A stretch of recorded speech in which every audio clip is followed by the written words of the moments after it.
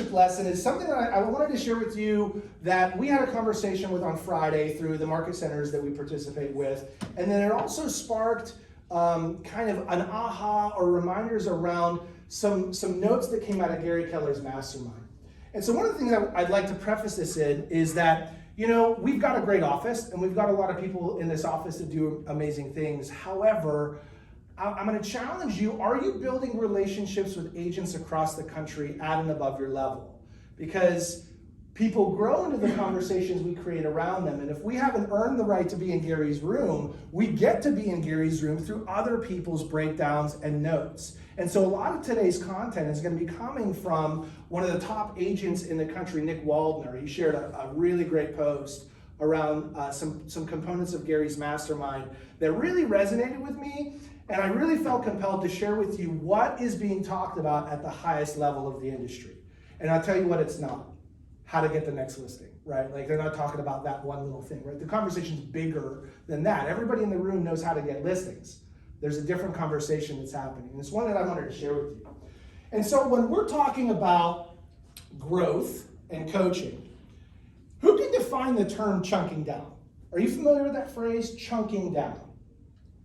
Anyone? Taking something big and then giving it little pieces on your calendar. So Andrea says taking something big, like a big goal, and then breaking it down into more manageable pieces and parts that get on your calendar. It's like you knew what the rest of the slide's gonna look like, right? It's taking a big goal and breaking it down to its smallest action possible in order to hit the goal over time, right?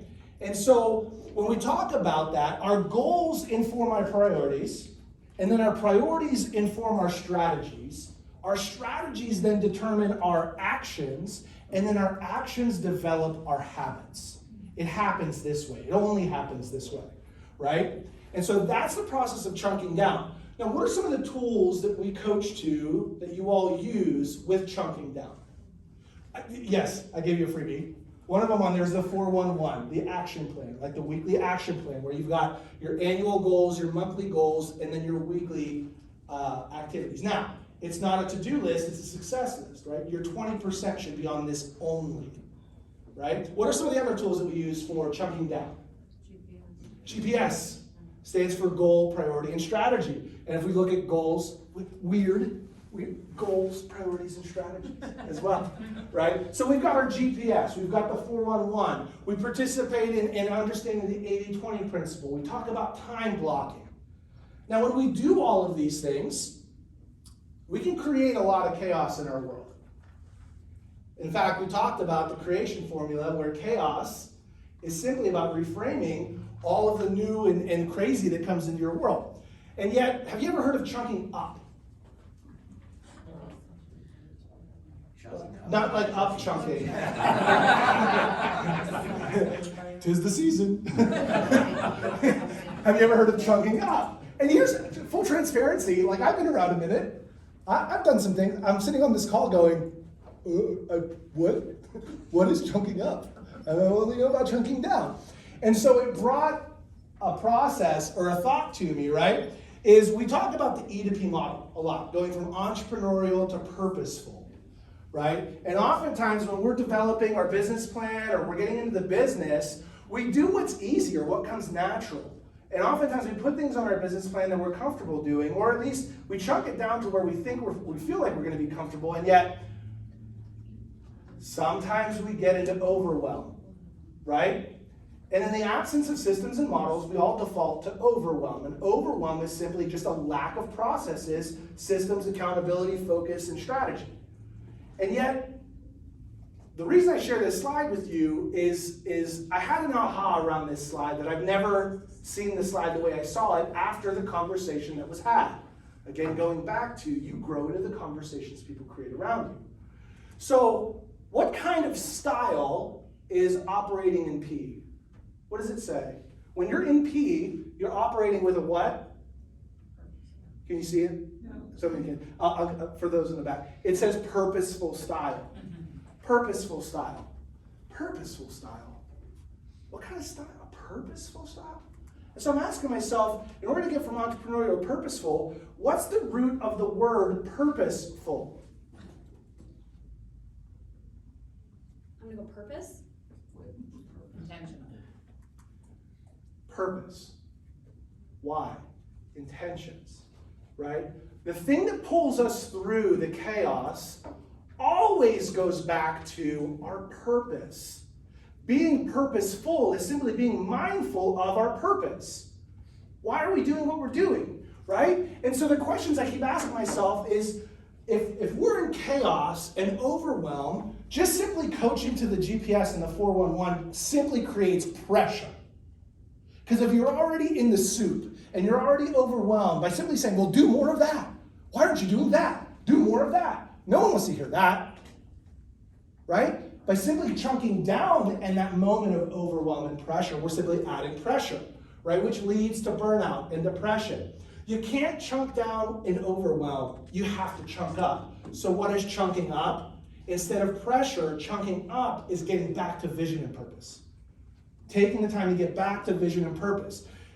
The biggest obstacle in all of your businesses and your lives is lacking true clarity of your purpose, your why.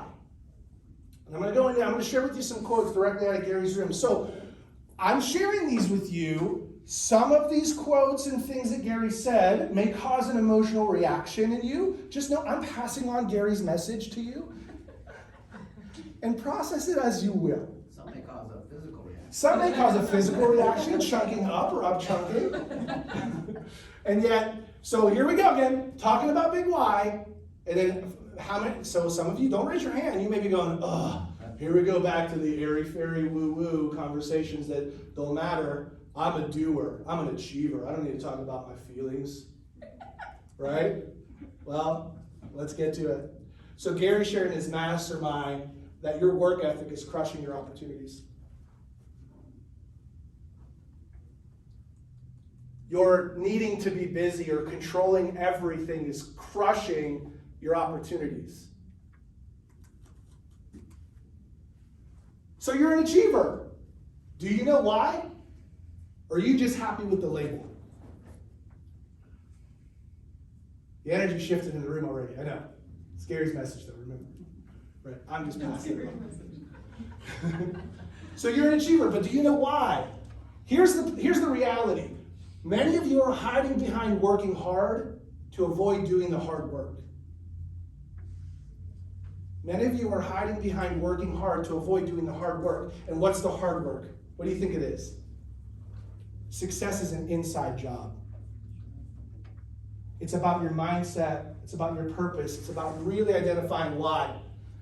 So the question Gary says is, how often are you taking time contemplating about your life?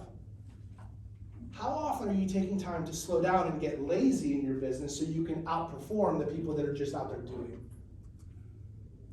He shares that we get the most out of our life when we grow our spirit. Money is not the end result, fulfillment is. And you cannot be fulfilled until you know who you are and what will fulfill you. Identity isn't your job, it's your talent. Identity is who you are internally. Your identity is who you're being and becoming, not what you do or what you've done. They did a study of gold medal Olympians that have won medals. And when they have to go back into real life, and they have nothing to train for anymore, many of them struggle big time. Because their identity is tied with pole vaulter, skater, etc. Many of you, your identity is tied to rainmaker, agent. That's not who you are. That's what you do.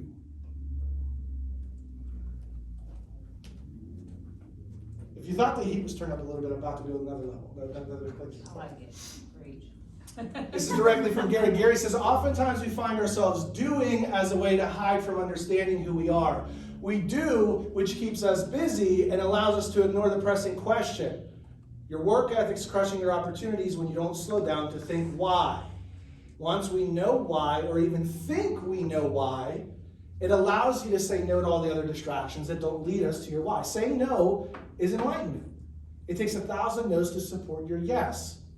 But you have to know your yes in order to know when to say no. Reflection time or white space on our calendar feels lazy. Many people can relate to that. When we aren't doing, we struggle to accept that laziness. Gary's goal is to be as lazy as possible compared to his counterparts who are doing.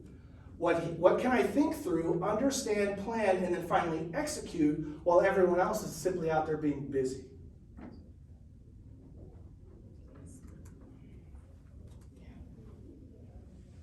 So, this is coming from arguably the number one most successful individual in real estate who's built something pretty incredible.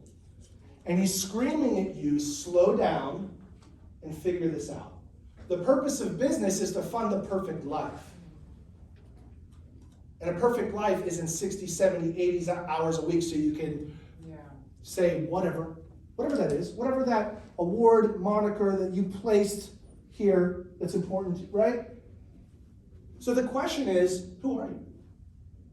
These are worth the. You're going to want to write these down. Right? Who are you really? And it's not your label. It's not who you think you are. Who are you? And who are you to everyone around you? What do you actually believe? What do you believe to be true? What would you like to believe? Right? What motivates you?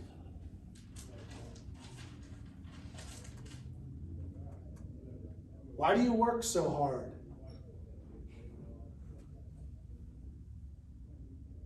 Some of these questions you're going to find really easy to answer, and some you're going to hide from. And yet the treasure you seek is in the cave you refuse to go into. When's enough enough? Do you have a target? Do you actually know what you need? Or are you simply running until you die?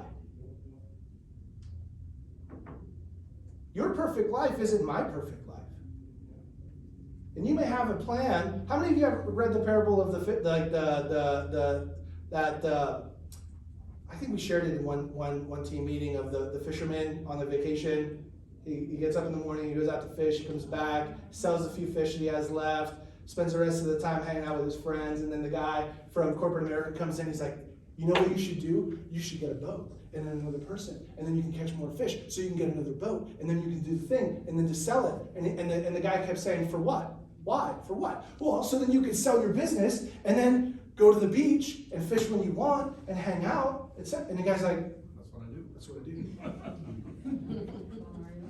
So, do you know when enough's enough? What's your score? Do you know? And it doesn't have to be $1.7 billion, right? What do you need control over? Like, what do you really need control over? What do you fear? What keeps you up at night? What scares you?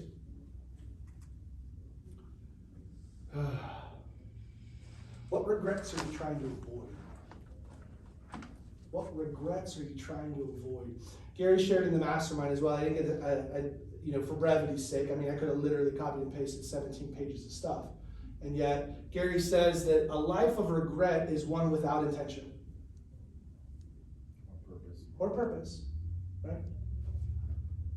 A life of regret is simply one without, it's a boat without a rudder or a sail, just floating along. That's regret. Are you seeking the meaning of life? Are you seeking the meaning of your life? Whenever you get to wherever you're going, are they going to say, you nailed it? Or are you going to find out there's so much more to do? If only you had taken the next step or been courageous enough or have that conversation. Right? Ed Milet is a speaker. He has a podcast, and he shares an example. He says, my goal is when I die and I meet my Creator, and he says, I believe that I'm going to meet my potential, like who I could have become. And he says, my goal is to be exactly that guy. He says, my biggest fear is not recognizing who I meet. Because he didn't take the chances, he didn't do the things because safety, fear, whatever, all the reasons. We've got reasons. We all have reasons, right? Who are you at the end of all this? Who are you at the end of all this? This next slide, I'm going to go ahead and pay a donation to KW Cares because I'm not adjusting the verbiage in this next slide. because I think we need to hear it. And whenever I heard it, I didn't want to change it. And so these are some of the other thoughts from other coaches that I get to work with as well. And the first is the most powerful force we have is to consistently show up as ourselves. The most powerful force that we have is to consistently show up as ourselves. And so when going through those questions, you may not find out exactly why, and you may find a direction. You may start to really uncover who you're being. I struggle with the whole concept of why, right? And it wasn't until I heard this next phrase that shook me into reality. And it's simply, you know your why, it's just that who you have to become scares the shit out of you. So you pretend not to, so you can keep playing small. Huh. Breathe into that one. Huh. You know your why. It's just who you have to become scares the shit out of you. So you pretend not to, or you say it's my family, my kids. So you play small.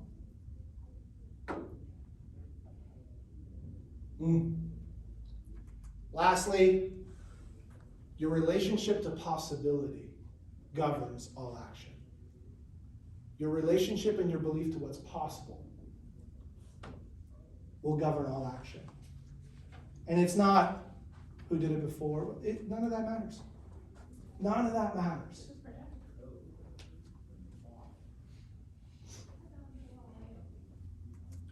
So the question is, will you take the time to get lazy enough to answer these questions? Over time. Over the holiday, maybe. Maybe it'll take you all year. You may just want to tackle one of these a month and set your intentions around it. I'd love to hear some of your thoughts and ahas from this conversation. Because again, I'm just letting you into the stuff that really resonates with me, and I hope it also resonates with you.